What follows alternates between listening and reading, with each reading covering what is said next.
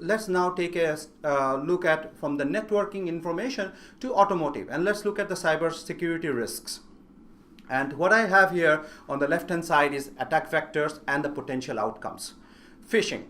Verizon's latest report of 2017 pointed out that 43% of the data breaches happen through phishing.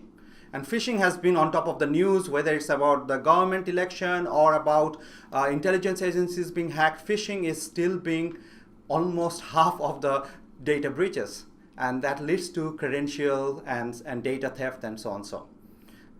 DNS spoofing, very well known. If you can spoof the DNS, you can cause it to divert your traffic to some other directions and therefore cause a poor operation. So it has an operational impact.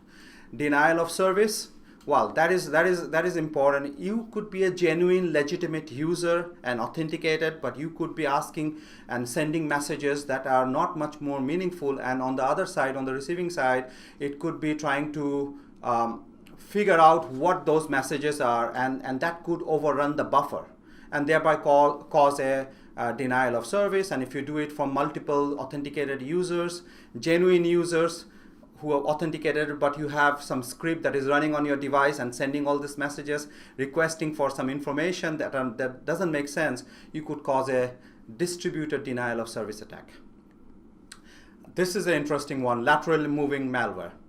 Now, it's great to have an application, but now the malwares have become much more sophisticated to move from one application to other application. We are a lot of the time running on the same hardware. All are virtualized or app-based, container-based, and we think that they are really isolated, enclaved in their own way, but reality is actually they can laterally move from one application to another application, and thereby the malware spreading from less sensitive to more sensitive or different set of security profile application from one to the other. So this can create a huge potential around ransom and hijack.